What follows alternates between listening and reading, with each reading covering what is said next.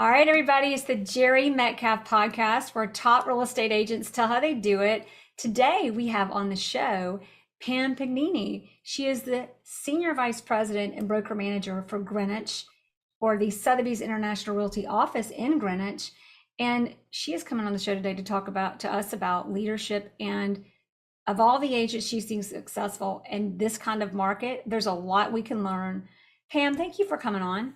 Oh, thank you so much, Jerry. It's a pleasure being with you. We followed your broadcast, your podcast, your classes. You're just an amazing, inspirational leader yourself. So thank you for having me today.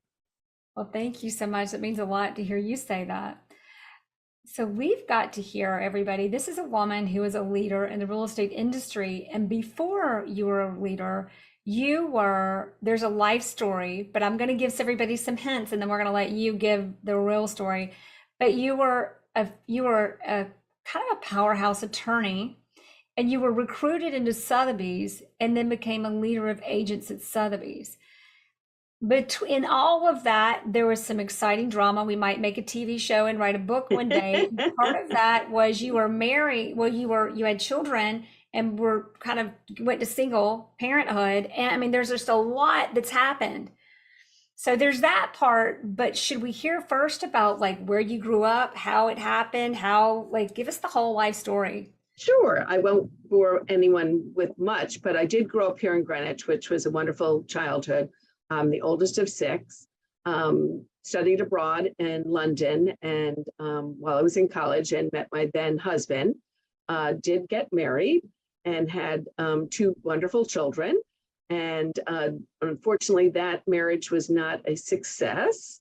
And I divorced and immediately went into law school. And I had never really worked before. I was an at-home mom. This goes back some years. I'm a little older than you. So that it was very exciting. As much as it was a difficult time in my life, it was wonderful to have something to lean on. And I know not everybody would lean on law school, but it was something that I always thought I would be interested in. Many of my members of my family are attorneys, so it seemed natural. And the thing that isn't as normal was doing it while you have, a 3-year-old and a 5-year-old. So I was very happy to be given that opportunity, and I was able to get it done in 2.5 years. And then went into Manhattan. The year that I graduated, there was a financial crisis of sorts back in 1987. And so the Greenwich area was having a savings and loan debacle. So many of the firms were dissolving instead of hiring. So I ended up in New York City, as you indicated, and worked in real estate law. I was with a firm called Dewey LeBeouf. It was Dewey Valentine when I first joined. Again, a little bit of a soap opera. It was the then third largest firm in the world. And unfortunately, there were some individuals that were misbehaving and caused the firm to close down with shackles on the doors kind of thing, and lawsuits that continued. And at that point, I'd already been in the business for over 30 years and decided I'd come back to Greenwich, where I became an attorney at a local firm here. And so enjoyed that and the camaraderie, but did get approached, as you said, by Sotheby's and felt very honored, but really didn't know that this would be a position that I would really want to be. So after I was in New York City and in Greenwich and approached by Sotheby's, I had some hesitancy because it wasn't something I had on my master plan. I was a lawyer after all. So when they approached me, it took me some time, 9 months to be exact. And it was the best decision I ever made. The pivot was just perfect. I grew up here in the community, so I was already established and had a presence. I was very involved in a lot of boards, 5 of them to be exact. In addition to that, I love real estate, and that's all I practiced. So it seemed like the perfect fit. I told my partners I was leaving. I was hesitant telling them that. They said, Pam, the worst you can do is go meet 100 new agents, come back and have 100 new clients. So it's a win-win. And I never looked back. I came in and it's been, as I said, a wonderful pivot for me. I enjoyed the business aspect of it. Being a practicing attorney, you are more in the minutia and you see little bits and pieces of deals. but you aren't necessarily interacting with the amount of people that I am today. So Wow. from that standpoint, I feel very blessed and honored to be in this position.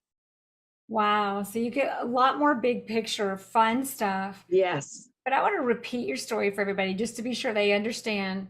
You grew up in Greenwich. So it was like the nice, beautiful life that everybody dreams of. And you get married, and then all of a sudden, you're not going to be married anymore. And it's just not supposed to go that way. This is But true. especially like the longer ago it wasn't that long ago, but it But was it not was. now. And anytime, it's not fun ever, right? Right. So you go through that, and it's like, wait.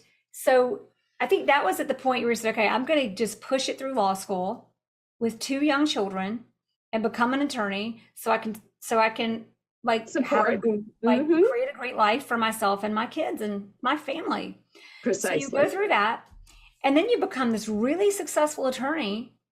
But my God, like once again, like the third largest firm in the world, but I love how you said they misbehaved. I mean, like, are you sure you're not from the South? Like, are you sure? There is a movie being made, so at a later time, we'll edit this to include the name of the movie. Oh, we have to. Okay. Yes. So, oh, wow. So then, so then that happens. So you go back, you're like, I just gonna live. You're always like, okay, where's the happy, nice, peaceful life? So now you're back in Greenwich, back to your peaceful life, your partner in a firm. And my goodness, if Sotheby's doesn't have to, somebody's got to come stir things up all the time.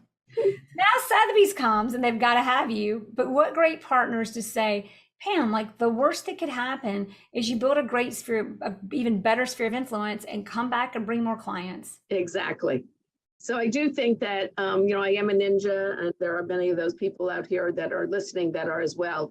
And it's kind of that life of seeing the glass more full than empty, and being able to take advantage of what we have and being grateful for what we have. Yes, that was a terrible situation I was in, and it was somewhat traumatic, if I go into the details of everything, which I won't. But I always knew that what I was doing was something that I needed to do, and I was going to get it done. And I think that spirit has helped me to be a leader here, because I think so much of our agents know that something has to be done and they're going to get it done. And having that attitude makes them get it done, because you can be bright, you can be connected, all the things that one would think would be an attribute of an agent. But really what it comes down to is doing the work and getting it done. Serving your clients, of course, while you're doing that, and having their interests first and foremost. And whatever comes your way. Yes. And it reminds me of the quote, what you look at determines what you see.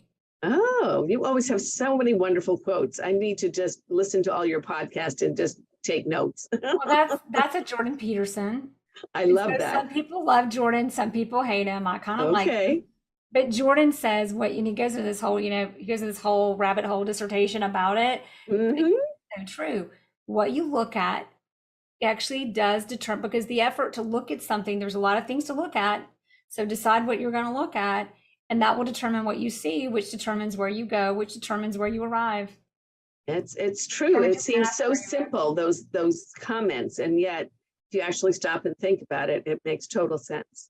And the situation, you looked at the opportunities, you looked at what you do, you saw opportunities, which led you down a path, which has, despite all of that craziness, you still keep coming to a great place.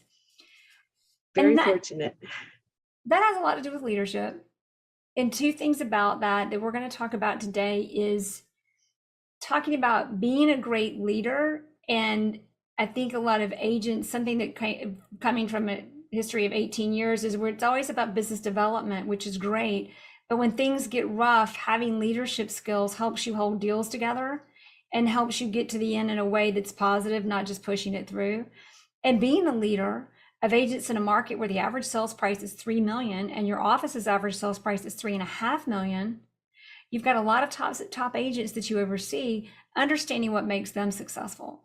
So you sent me, when we were asking you questions before this interview, initiatives that you implemented for your office. And I looked at that and I thought, that's funny, because those are great leadership things to learn, but it's also exactly what we can all learn from you to do to become as successful as possible, especially real estate agents. So we're about to talk about that, but I want to ask you one more question. Sure. As you're going through all of life, like we all have our ups and downs and turmoils, and the things that you had were just so drastically dramatic. I mean, you've got this beautiful life, and then these things happen that are like, are you kidding me?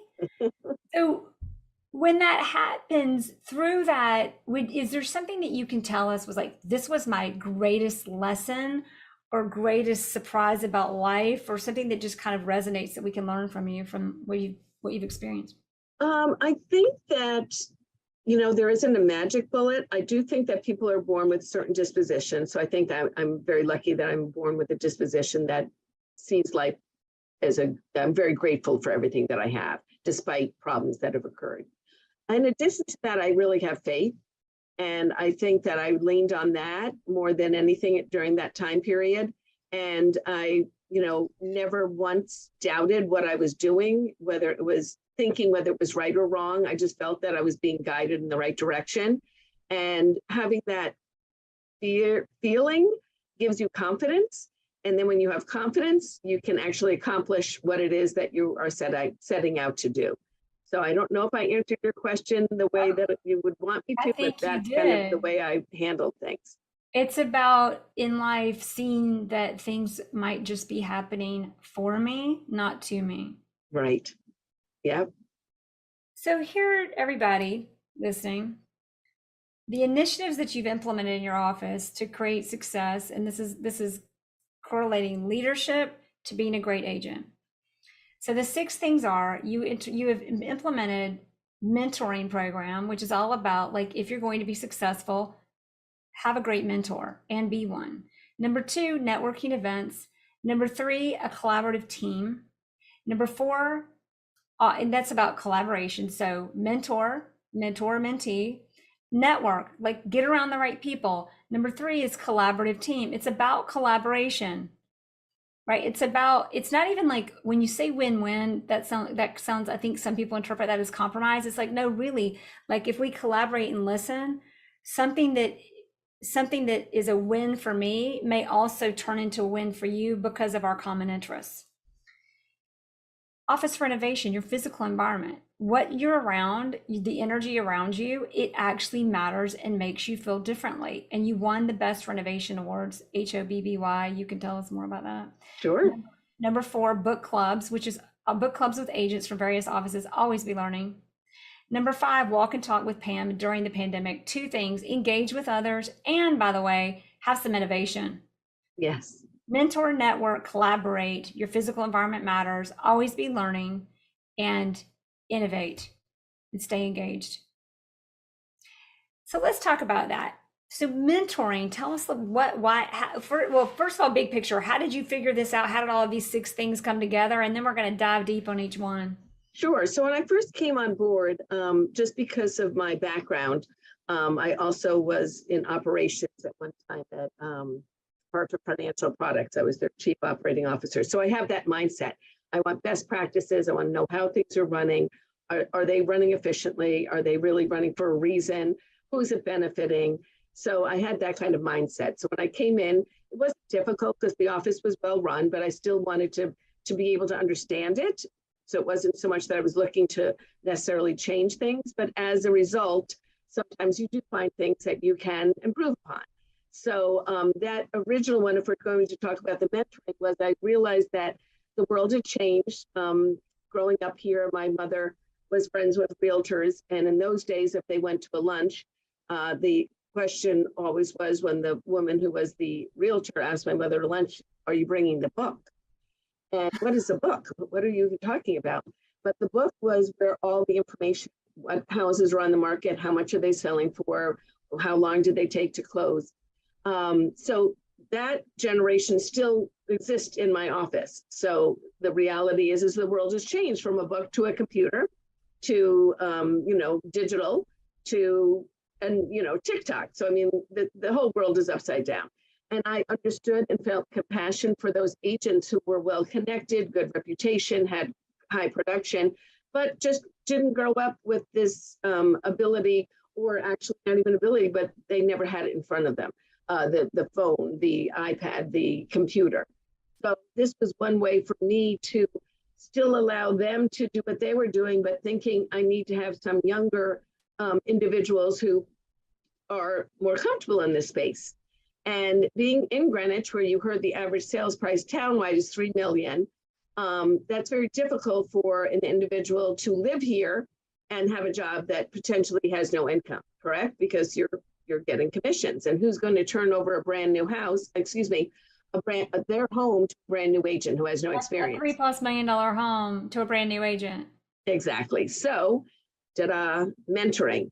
We decided that we would take, because we are very closely aligned to New York City and the financial markets. We have a lot of people that live here and work there, but wanted to not commute anymore, still had sales jobs. Maybe they were the head of Travel and Leisure magazine. Somebody was at HBO. So they had the sales experience, but not the real estate. So we felt they would be a good investment. Prior to this, we only took agents who had production, but we had to take a deeper look and realize that the world had changed and we needed to bring in these individuals. So long story short, we brought on 17 originally. We've now had over 25. And what we do is we have an agreement where the agent will work with the top producer and share their first 3 deals with that top producer. The top producer in return will take them to open houses, take them on listing appointments, have them do paperwork, and learn from the best. So you really can't ask for anything more. And then what we do in order to help those agents not only have it on the hands of the top producer to train, we provide training once a week, just an hour and a half, and we'll have local attorneys, we'll have relevant vendors, we'll have top producing agents speak similar to what you do on a podcast. We'll have our mentees listen to your podcast and then talk about them. So it really is giving them a global view as well as a local view. The idea to introduce them to vendors is you want them to know what attorneys to recommend. You want them to have a relationship with a mortgage lender. You want them to have it with many of them.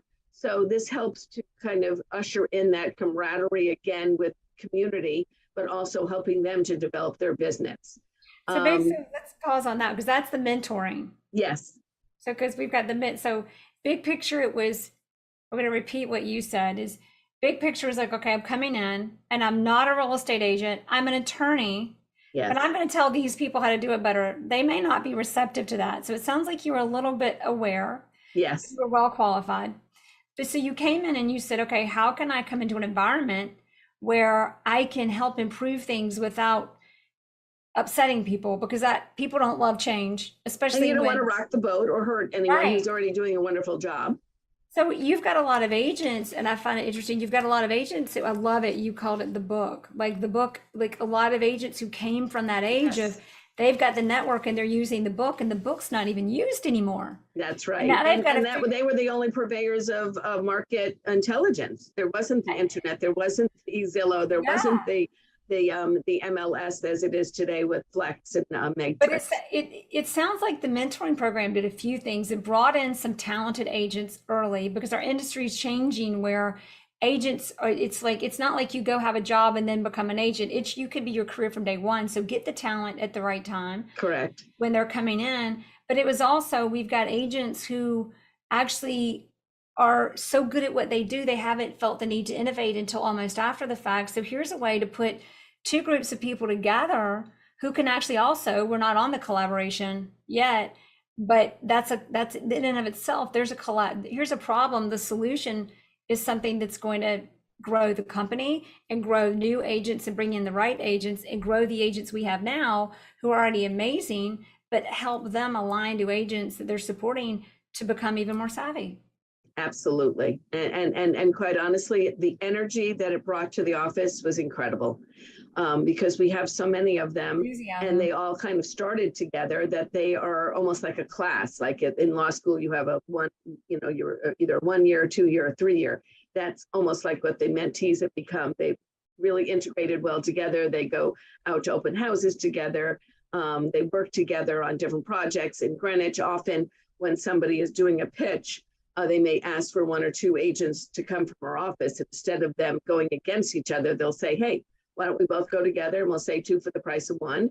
And then they're loosely connected without really being a team, but working together on those opportunities that present themselves. That's a great way. Just in this podcast, so many top agents, especially when they came in young, these powerhouses that you hear about, when they came in young, they figured out how to partner, find mentors and partner. And that's what actually propelled their success. And you're helping agents figure that out quickly. Like, hey, Very not really. much so. So number two, so mentoring is the number one. And it's to be successful, be a mentor and have a mentee, because even being a mentor is being a mentee. Those who teach learn, or there's another quote about teaching that's not so nice, but the other one is when you teach, you also learn. But number two is networking. So the networking, helping as a leader, you were seeing the problem and creating opportunities, but what was the networking for the agents? Well, I've always been a networker. So, I mean, I just innately love to party, love to be with people. Always, I'm that person who, if I'm at a party and somebody needs an ice cream, cake or something decorated, I'll connect them. So it's simple things. The kids, when they were in the sporting events, whatever, you're on the sidelines talking about something, it just came naturally to me. So to me, and a lot of people it doesn't, which I didn't realize until I came here. But anyway, I realized that the brand, I'm with Sotheby's International Realty, and I see kind of the brand and then my office and then the agent. And so that's wonderful because we have the support of the brand, we have the support of me as a manager, but then what else can I give them to help them to grow their business? And our network is so strong. I use the example when I'm recruiting, there's some agencies here in town where the national sales price, average sales price might be $750,000 because they're everywhere. They may be, in smaller towns and they're still big companies. I'm not saying anything poorly about them, but that just happens to be their national average sales price. But at Sotheby's, it is between 2.8 and 3.5, which means your clients are going to these communities where these agents are, whether it's Nantucket, Palm Beach, Aspen. And if you get to know those agents, then you're going to be able to refer back and forth to each other. And that is another source of income for you. And it's another source of learning because people do things differently in different offices. People in our office may not talk about things as openly as they would if you were in a different office. So it's just a wonderful experience for them to generate more income, for them to actually have friends and people that they can trust and work with.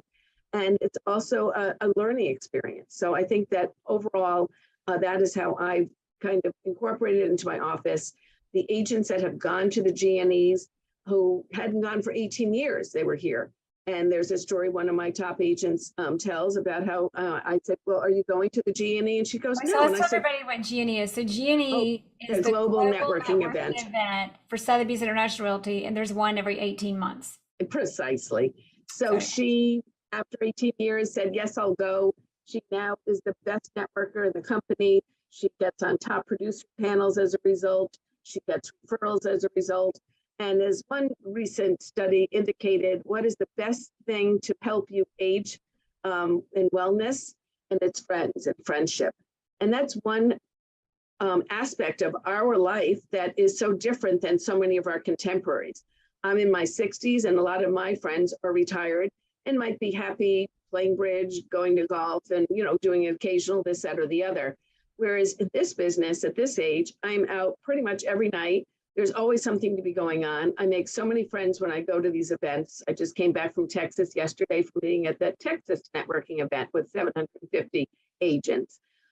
It just brings life to you. It really it's a win-win. There's nothing that I can say other than that in this particular brand, networking is another way to generate income, make friends, and learn. And the thing about networking, so we always agents think about, okay, I'm going to network with who's the wealth advisor who can send me business? Who's my friend? Who's the mom? What's my sphere of influence? And they very often think real estate agents are our competition. And especially even agents in our own market, I can't tell you how many agents partnered with me once I got really good at what I was good with and decided. But the other thing, and that's going back to the mentoring, but it was both ways, mentoring or even my peers who are where I was in the business. But on the networking, when you're meeting agents in other markets, you said this, but I'm going to repeat it. You're meeting people who are thinking differently, who are in different markets, and they're not going to hold back. They're not holding back. Precisely. And then when you meet them, oh, I remember Jeannie. Everybody who's from Atlanta, y'all know, like I would go, there goes the Southern, right? Y'all, but hey, that's a word down here. But we would go and I knew everybody. And this was Yes, pre-podcast. yes, The reason why was I was going to learn. Everybody says, you know, I don't want to go because there are too many people or da da da da. I don't really see the point. I went because peer pressure at my office was great. I was like, yeah, they support me. I'll support them. I'll go. I get there and I'm like, these guys are amazing. yes. These That's the agents are other thing. amazing. And I would go, like, forget referrals. Like, I just want to know what you do. I don't need your referral. Yes, I need your magic. I need your secret yes. sauce. So And that's why the learning does go into the friendship and as well as generating income. And I think we discussed earlier that I started something that was kind of like a speed dating, but it was speed networking. Probably only I love 200 it. people, but at each table, we had a person from a different office. So, you know, we had Long Island, Oh, New York how City, the fun. Hamptons, Greenwich. But then the speaker, I had a bing, bing, bing, one of those bells. Every 15 minutes, the speaker would move so that these people got together for 3 hours and they got to know each other. So it was a learning experience, a Wow. networking experience.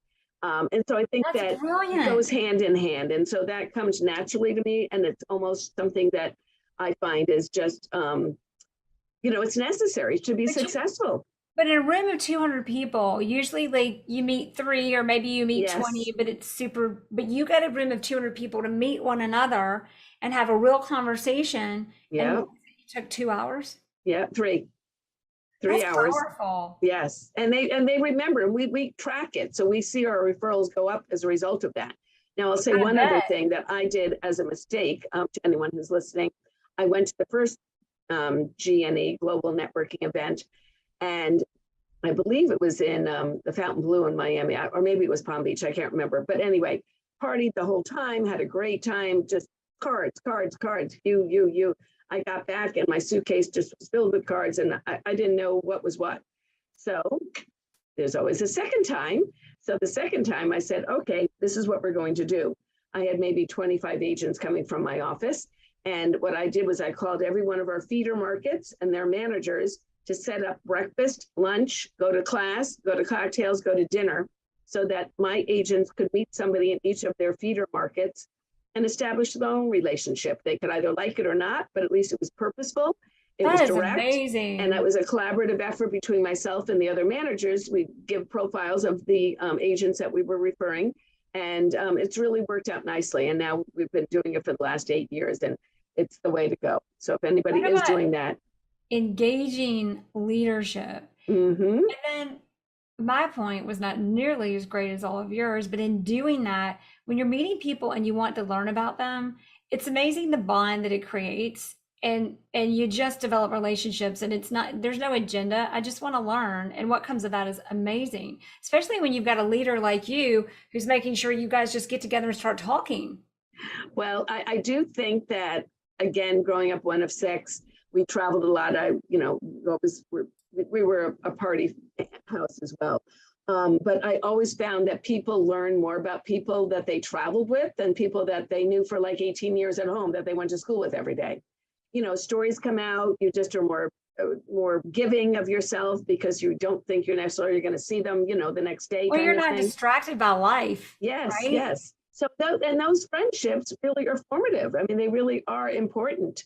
What a And great point about just going to just going and networking events just in general, because it creates a different kind of experience that you yes, learn and create relationships you just won't otherwise. and it is very Wow. energizing. You always learn something, even if I tell an agent, you've got to go, you should go. I can't mandate it, but I kind of just look at them.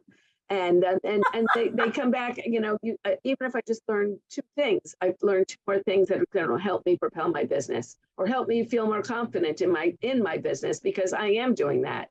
And these top producers are doing it, gives me hope that I'm going to become one of them. And here's a great message. I don't want everybody to lose what you just said about what you get out of traveling and going and just meeting people. But also, this is a great leadership tip. Nobody miss it. You said, I don't mandate it, but I just kind of look at them. There is power in eye contact and pauses that can get a lot done, whether it's a negotiation or being a leader or whatever. You're right. But who's saying that? I don't I'm know. going to confess on this podcast that I have gotten into these interrogation videos on YouTube. My son is always introducing me. He even introduced me to Jordan Peterson, by the way. So he turns on these interrogation videos. I'm like, son, I'm not watching this. Well, I do. And everybody, there's a point here because one of the most powerful things, interrogations are unbelievable because they're powerful things to watch to understand human behavior in negotiations and just difficult conversations, because you want to talk about a difficult conversation. These are interrogations of like law, like people coming in who've committed crimes and the interrogators come and do their thing. But the common denominator is the pause when they need more and they get the person talking and the person stops, or they ask a question and they get an answer they know is not true. And the pause and the eye contact is kind of the figure of authority that is maintaining authority. And the other things it gets out or gets people to show up for, to what you just said, unreal. Yes, and that was very, see, I just learned something. This is wonderful. I love talking to you. That was from you. That was really from you. So the third one, so we talked mentoring, networking, and then mentoring program, networking events, and number 3 is a collaborative team. So it starts just from the beginning. When I started the first day here, the office had been without a manager for a little while, longer than it should have been. And so there were little cliques that were forming. And that first day, I said, I've never been in a clique. I'm never going to be in a clique. And if there are any cliques that are here, they should think about going somewhere else. So that kind of just set the pace for my idea that everyone should be working together collaboratively and that we're not, just so great and wonderful. There really are no divas in my office. There are a lot of high producers that do wonderfully. There are a lot of agents that do a wonderful book of business for themselves, and each one of them should be commended for what they can and what they do. And so that is the way I approach my philosophy of leading, helping each one of them to get to the next point wherever they are, or to recognize that this is what their dream is, and we've ascertained that, and this is where they're happy, and not to put more pressure on them unnecessarily. Having said that, during the pandemic, I kind of took that same philosophy with my staff, if you will. There are 8 of us. And what I found was that we would go on a call every morning at 10, just because, again, people are displaced. We're not sure who's where, the people are sick. People are not coming to the office because they're afraid. Anyway, long story short, meeting with them every day at 10 has now continued. And we love it because it just gives us a feel for the office. We know if somebody's upset about something so that they don't wallow in it. I can address it right away. I can help them. I can try to problem solve, things of that nature. Again, if it's something that I feel is important that my staff needs to know that's going on that they may not know otherwise. So it's just these little things that meeting could be 3 minutes or it could be, I don't think it's ever more than 20. But it's just a touch base. Each one of us tells us what's going on. And if there are any hiccups, oh yes, so-and-so put her pictures on, but they got lost and the computer wasn't working. Okay, so immediately I'm going to be able to go up and say, I'm so sorry I heard that. I'm so glad that so-and-so fixed it. So then it makes us look more polished and we're really delivering what we want to deliver to our clients. That, the same kind of service is what I'm saying. So we consider our agents as our clients. When it reinforces for agents, weirdly, I say I am not an agent anymore, but you were and you always will be. Exactly. So I'm still licensed. Yes. But as agents, we are leaders. We're not just deal makers, and our clients are looking to us as leaders. And I love what you said, because every day it's the little things that compound. Big problems didn't start big. They started with something that nobody could see. And as a leader, it's our job to see it first and address it first. And you're thinking about in business. So in my coaching, we talk about one of the 10, there's 7 habits every day. And the one after gratitude talks about contacting everyone. Start with who supports you. talk to those people every day, because it doesn't take long. It's thanking them, and you're just getting that little bit that you can be on top of, that you can communicate, and it gives you something to talk to your clients about. I mean, that's so powerful. So, and I love the other one about, I've never been in a clique and I'm not going to. And if anybody here is, this might not be the place for you. That's right. Now, being new, how did you know? Like, some people were just gonna go, well, pretend it's not there and it's gonna go away. Like, how did you know? Just because I'm so involved. And the other thing I did when I first came in was I sat with everyone individually, and I just had a white piece of paper, and I said, I have nothing, I have no agenda. I don't have anything I really need to ask you, but I will ask you, when did you get into real estate? Why did you join real estate? What can I do to help you to propel? And that just opens up, as you said, the pause. That makes them stop, think. And I put it in a little book. And then every year when we do our business review, we go back to it just to be able to say, have we been able to accomplish it? Have we fallen short? Have we not delivered to you? Have you not been able to take advantage of what we've given you, and you maybe have fallen short? And how can I help you to overcome those issues, if there are any? Because agents are the clients, but part of being the clients is holding them accountable. Exactly. And I will say one other thing that I found very helpful is by forming committees here at the firm. So I'll have if we're doing a new buyer's guide, for instance, I don't want them to say, oh gosh, I would have done it differently. So instead I invite them in, we have a prototype, and then we work on it. In this particular case, was over the course of 2 months. We collaborate with networking events. We'll say, okay, all the houses on Round Hill Road, let's all get together. We have 6 of them, figure out who wants to host. If each of you can have a pitcher of water and maybe some fruit, and then at the end we'll have a cocktail party, but I need you to be able to, staff your house. That they feel very, they feel wanted, and they feel happy because their clients now are getting a lot of people in from the tri-state to look at these homes. I mean, the collaboration everywhere. It kind of is, I guess. You're really bringing in value for the agents that they can directly bring to their clients. So it's also collaboration with the agents and collaboration with the support and the employees of the office. And I'll just take it one step further. I collaborate with the town as well. I'm on the multiple listing board, the Greenwich MLS it's called. And I run the education committee. And I have for, I guess I'm just looking at these little banners here for the last 4 years. And that's 1,000 agents. So I love being able to have them come through our offices as well. And from that standpoint, it's not to recruit them, but I do have a recruiting committee as well. So that when we are thinking of bringing people in, we want people that have done deals with our agents that have really been above and beyond, delivered the service that we want to provide to our clients. And I use them as a resource, and people enjoy that. And lastly, we have started something where we're having somebody report their different neighborhoods in Greenwich. It's quite big, 60,000 people. So we'll have different people that volunteer to say, I'll do Coscob this week and tell you. It's called like in the news, what's happening in Coscob, what's happening in Riverside, so that everybody, when you go to cocktail parties, you don't want to be the one that your friend says, oh, did you hear so-and-so's building such and such? And you're like, no, exactly. You want to be able to say, yes, and isn't that wonderful? Or, oh my God, isn't that a travesty? Whatever the question is or the issue is, at least you're aware of it. Oh, I love that. So in this collaboration, there are a lot of things you're doing.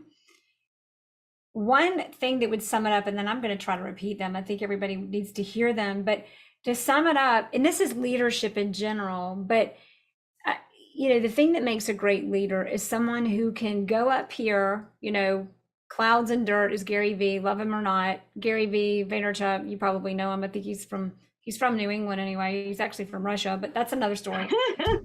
But he talks about, look at things. You need to be able to, I always say Elon Musk is the best at this, but you go up here and look at the world from the clouds. Here's what's going on. Here are the opportunities. Here are the issues. Just see the map, and they get down in the dirt and be able to do the things and make the adjustments to make the difference in the outcomes. It's like, here's the situation. Here's how I get down and get people to look at the map, now come down and have people collaborate to make amazing things happen.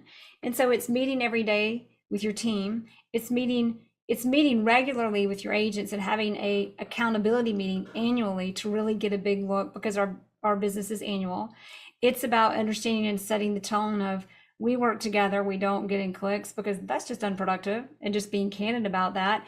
And it's about looking at from within the office the opportunities of open houses to generating, I mean, like how smart, and think about the value that brings an agent that's a lot harder for them to do.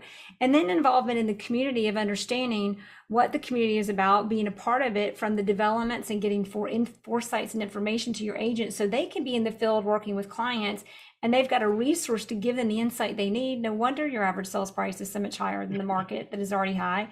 And last but not least, you're looking at things like resources, being involved in your MLS, being involved in the right people, so that when the time comes, you've got the connections, the relationships to create the collaborative nature and recruit and align with the right people to continue to make things better, to continue to collaborate.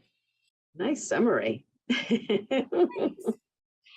So mentoring, networking, collaborating, and then we're going to talk about, if we don't want to add anything else about collaborating, but that's kind of all of those. But just you wrote down office renovation, but obviously it's like your physical environment matters.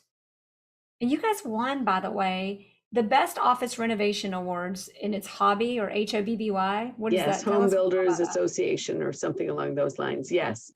And it was fun. We had a nice office, but having the opportunity, we have 10,000 square feet. We realigned something as simple as the doorway. It was coming in at a slant so that the people that came from the garage had to cut through, or if you had guests, they had to cut through the office. And so when I met with the architect, I said, I need to realign that door so I have a receptionist that can watch both doors, and I don't have people wandering through my office that don't belong here. So it was something as simple as that. That was the beginning. And then it was a matter of picking colors. We went with light blues and kind of light grays. We redid 2 conference rooms. We used to have one that probably was the size of, oh gosh, a bedroom. I mean, it was so small. And now we have 2 large conference rooms that we use all the time. We have a little privacy button that we can push so that nobody knows who's in the office. So that's kind of special. And the smaller office I referenced before, that was a conference room, had a lot of windows.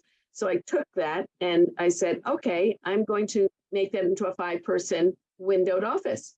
So it was a win-win for everybody. And it is a feel-good office. People that come and visit enjoy their time here. And we, as you said, are energized. We feel that we are in a comfortable space that makes us feel good. I often say to individuals, you know, a house can look nice, but until you walk through the door, you really don't know.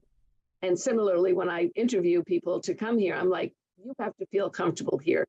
This is going to be your home. So come through those doors, you know, oh, I don't want to see anyone. We'll come after work or come before work. And it does speak to a welcoming environment, let's put it that way. It's having that home base for your business. Yes.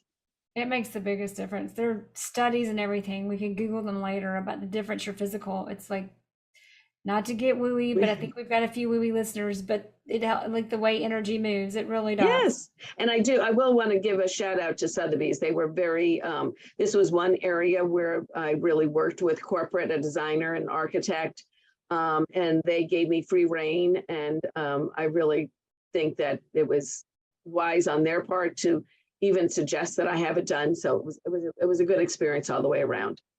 Well, thank you, Sotheby. Well, you are Sotheby's, but thank you everybody else at Sotheby's. Absolutely. Say yay to that. So the next one is, so mentoring, networking, collaboration, office renovation / your environment matters, and book clubs with agents from various offices. I see that and I'm like, yeah, always keep learning. So how did that come about? And what can we learn from that? You know, the point of liking people and doing things with individuals during COVID, we were not able to do that physically. So I wanted to still keep the culture that I had developed with my agents going. So we figured a good way to do that would be through Zoom, and we actually used Microsoft Teams. And we picked a book and we invited the Palm Beach office and the Hamptons and our agents.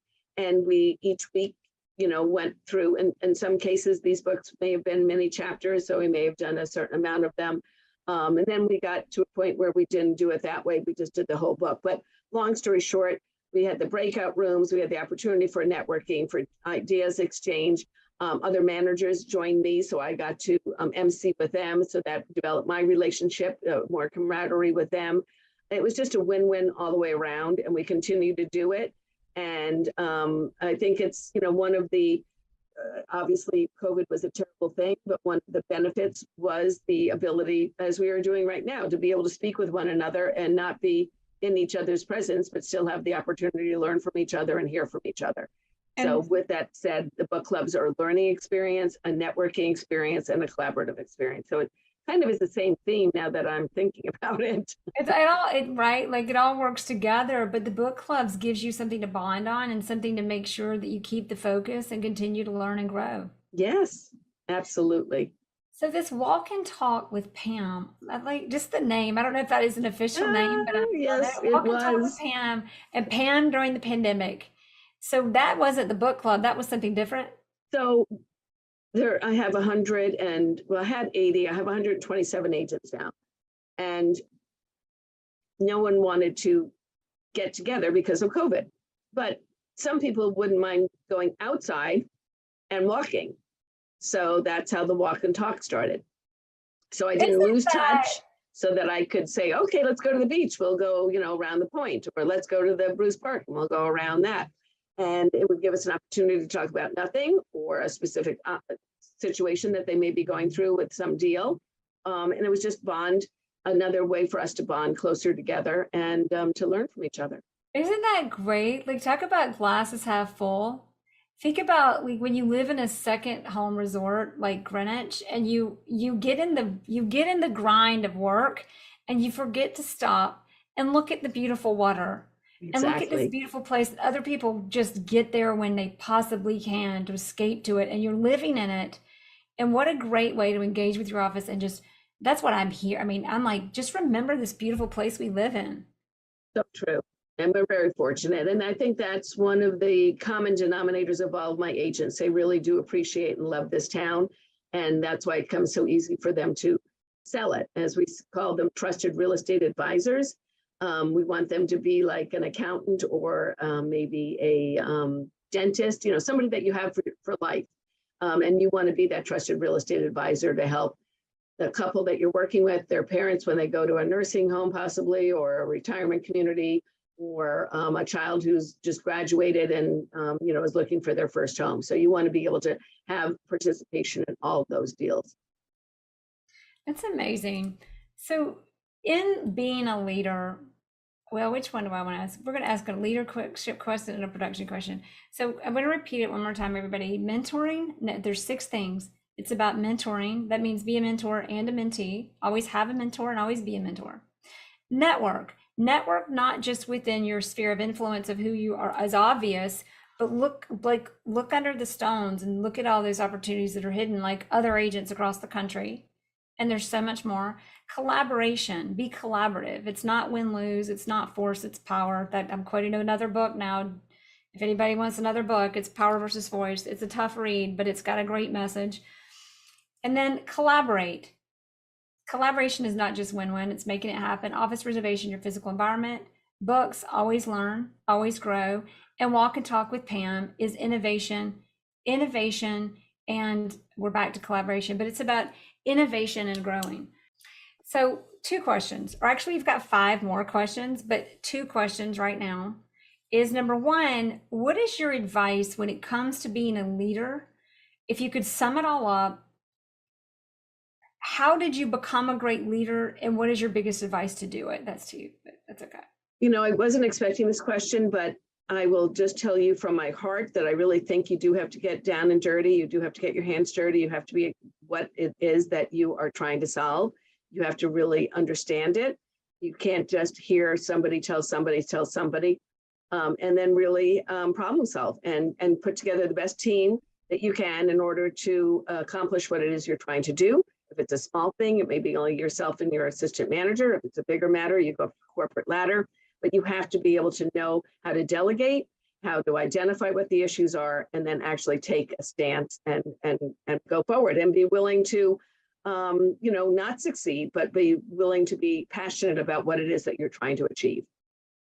Passion, don't be afraid to fail. And when you look at success, it's not just about what you want, but who is the person I need to be to achieve that.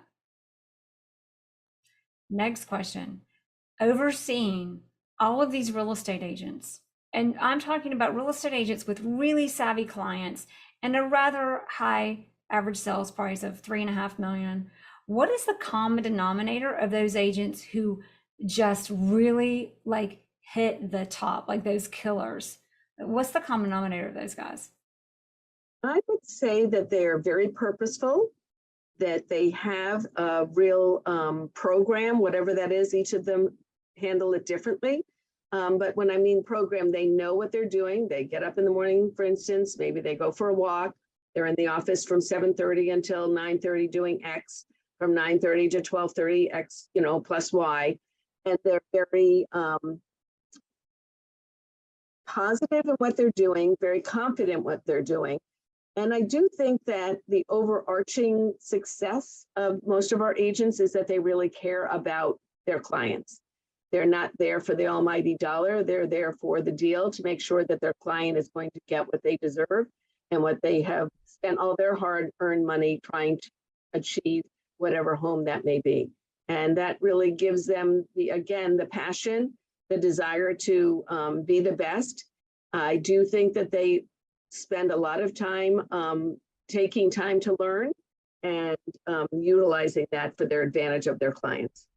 So it's being focused, which aligns with having the habits to reinforce that focus, and being passionate about what you do, passionate and even enthusiastic. Mm-hmm. And in that is, Horst Schultz says this, Horst Schultz, he wrote Excellence Wins. He was the COO of Ritz-Carlton, and he created I could go on, just read the book. The best, I know.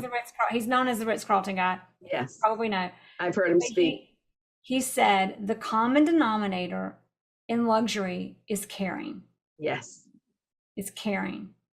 It really is. Everything else falls into place. It's not being the strongest voice. It's not being the person with the nicest car. It's not the person who is the most social. It's the person who's going to be there to listen to what the needs are of their client.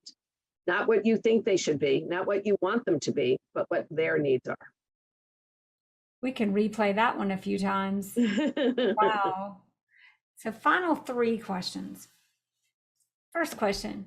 If you could say all of my success is due to one thing, is it a tool, a resource, or whatever comes to mind, what is that? When you read that Simon Sinek book, The Why, I think it's the why. I think it's what gets me up each morning. And it goes back to the beginning of our story. And it was my children when I went through that miserable divorce, and there was no way I was going to live the way that was. My why was to be able to provide for them and to have a life. And I still have that why now, to be able to spend time with them and with my grandchildren. So I don't know if that's the answer you're looking for. That is exactly it. It's like, you know what it is, but no, that's beautifully said. Number 2, if there's a book, and you just named one, but what is the book, if we had to read it, this is the book you have to read that will change your life and your career? I know you asked this on so many of your podcasts. I should have been prepared for this. I don't know that I could tell you. There are just so many. I'll tell you this. I encourage everyone to read as many books as possible, because each of them speak to each of us differently, and each of us take away something differently.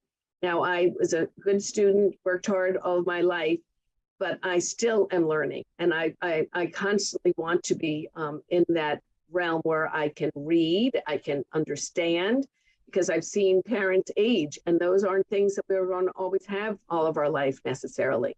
So I am trying to speed up my catching up, if you will, of having a library of many, many books.